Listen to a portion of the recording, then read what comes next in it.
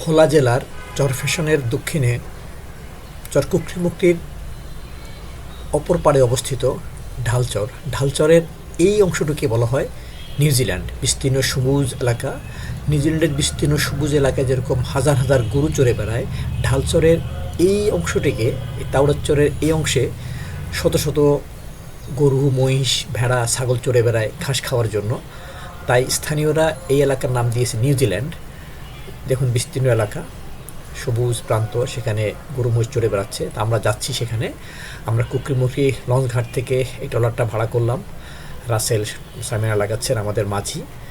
আমরা রওনা হলাম সেই ঢালচরের তাওড়াচরের উদ্দেশ্যে, নিউজিল্যান্ডের উদ্দেশ্যে। আমরা কুকরিমুক্তির মোহনা পেরিয়ে আমরা এখন সাগরে ঢুকে যাচ্ছি। এরপর আমরা পৌঁছে যাব, প্রায় ঘন্টাখানেকের মতো লাগবে আমাদের সেখানে যেতে। আর যাওয়ার সময় আপনারা এরকম প্রাকৃতিক সৌন্দর্য দেখতে পাবেন, বন, পাখি। এই যে আমরা এখন সাগরের মধ্যে আমরা এগিয়ে চলছি ঢালচরের সেই তাওড়াচরের এলাকায় আমরা পৌঁছে গেলাম। এই যে আমাদের মাঝি, উনি নোঙর ফেলছেন। এখানে ঘাটটার অবস্থা একটু খারাপ, একটু ভাঙ্গা, যে কারণে নামতে একটু সমস্যা হয় এবং এই ট্রলারটা ভেড়াতেও একটু সময় লেগেছিল আমাদের। যাই হোক, আমরা ঘাটে পৌঁছে আমরা নামছি আস্তে আস্তে সেই ঢালচরের নিউজিল্যান্ডের অংশে। এই যাত্রাপথে আমরা অবশ্য সাগর থেকে মাছ কিনেছিলাম রান্না বান্না করে খাওয়ার জন্য। সেটা আরেক জায়গায় সে রান্নাটা হবে। এই যে আমাদের মাঝি নামছেন, আমরাও ধীরে ধীরে সেখানে নামছি। এই ঢালচর এটা পর্যটনের স্পট। এই অংশটুকু বেশ ব্যাপকভাবে ভেঙে যাচ্ছে, সাগরের ভাঙ্গনের কারণে ব্যাপক ভেঙে যাচ্ছে। এই ঢালচরের যে নিউজিল্যান্ডের অংশ, সে তাওড়াচরের যেটা একটা অংশ, আমরা সেখানে আস্তে আস্তে যাচ্ছি। বিস্তীর্ণ বালুকাময় এলাকা, বালুময়, তারপরে ঘাস, তারপরে বন, সব মিলিয়ে এই সৌন্দর্যটা এখানে মানুষকে, সবাইকে মুগ্ধ করে। পর্যটকরা যান, কম পর্যটকই সেখানে যান, ম্যাক্সিমাম পর্যটকরা আসলে অন্যদিকে যান। এইসব পর্যটন স্পটে সাধারণত যারা সমজদার, যারা প্রকৃতি উপভোগ করেন, প্রকৃতি এনজয় করেন, তারাই সেখানে যান। ভালো হোটেল কিন্তু এই তাওড়াচরে নেই। টিনের বেড়া চালওয়ালা হোটেল আছে, সেখানে থাকা খাওয়ার ব্যবস্থা, আবার ক্যাম্প করে থাকেন অনেকে। সেটা সবাইকে মুগ্ধ করে। আমরাও সেখানে যাব, সেদিকে আমরা আস্তে আস্তে এগিয়ে যাচ্ছি। এই যে ঢালচরের তাওড়াচরের অংশ, এখানে পর্যটকদের জন্য একটা এনজিওর উদ্যোগে টয়লেট এবং বাচ্চাদের খাবারের ব্যবস্থা আছে। আর এই যে দেখুন বিস্তীর্ণ এলাকা, মহিষ চড়ে বেড়াচ্ছে, গরু আছে, ছাগল আছে, ভেড়া আছে। এই কারণেই এই এলাকার নাম নিউজিল্যান্ড দিয়েছে স্থানীয়রা।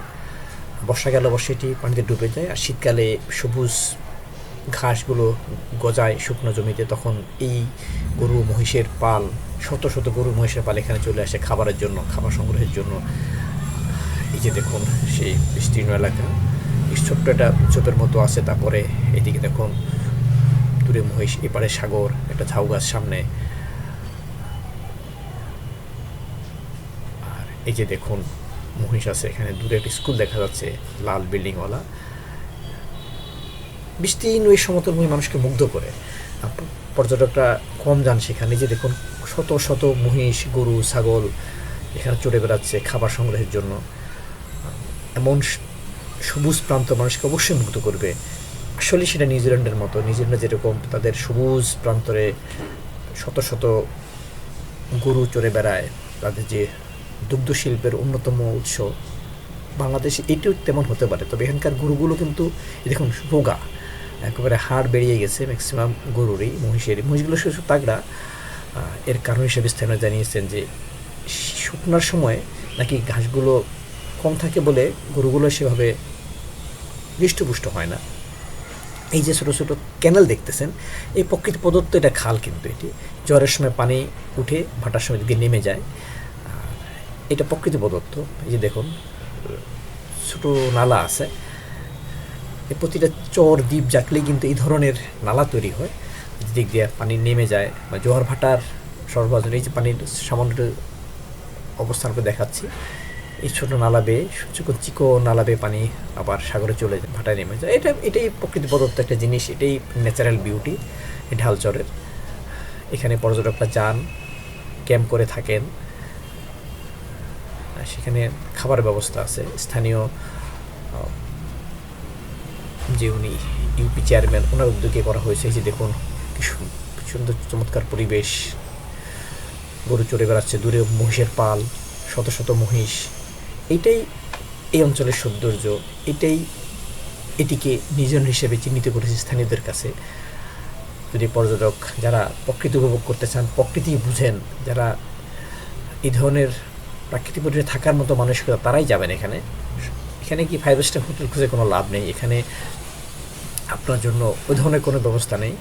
অনেকেই ক্যাম্প করে থাকেন, নিজেরা রান্নাবান্না করেন। আবার শীতকালে পর্যটকদের জন্য যে থাকার ব্যবস্থা আছে, টিনের হোটেল, মোটামুটি মানের, টিনের বেড়া, টিনের চাল, সেখানে পর্যটকরা থাকেন। এই যে বিস্তীর্ণ এলাকা, সবুজ প্রান্ত, কার না ভালো লাগবে এটি। আর এই যে দেখুন গর্ত, কাঁকড়া গর্ত করেছে, আর মহিষ হেঁটে গেছে এদিক দিয়ে, এরকম গর্ত। গরু চড়ে বেড়াচ্ছে, দূরে রঙিন একটি ভবন, স্কুল ভবন পরে আমরা জানতে পারলাম। যদিও সেই স্কুল তখন চালু হয়নি, আমরা যখন গিয়েছিলাম 2023 সালের শুরুর দিকে। সেই নিউজিল্যান্ড খ্যাত দাউড়াচরের এই অংশ। আর ঢাকাতে কীভাবে যাবেন? ঢাকাতে সদরঘাট থেকে আপনি ভোলার বেতুয়ার বা চর ফ্যাশনের বেতুয়া লঞ্চে উঠবেন। সেই লঞ্চ সন্ধ্যার সময় ছেড়ে যাবে। এরপর সারা লঞ্চ ভ্রমণ শেষে সকালে আপনি পৌঁছবেন বেতুয়া ঘাটে। আর বেতুয়া ঘাট থেকে আপনি অটো বা মোটরসাইকেল করে কচ্ছপের ঘাটে যাবেন। কচ্ছপের ঘাট থেকে স্পিড বোটে অথবা খেয়াতে করে আপনি যাবেন কুকরিমুকরি। সেখান থেকে হুন্ডাই বা অটোতে করে আপনি কুকরিমুকরি সেই ঢালচর উদ্দেশ্যে যে ঘাট, যে সাগরময় ঘাট, সেই ঘাটে আপনি যাবেন। এরপর সেখান থেকে আপনি ট্রলার ভাড়া করে রওনা হবেন সেই ঢালচরের উদ্দেশ্যে, যেখানে গেলে আপনি নিউজিল্যান্ডকে দেখতে পাবেন।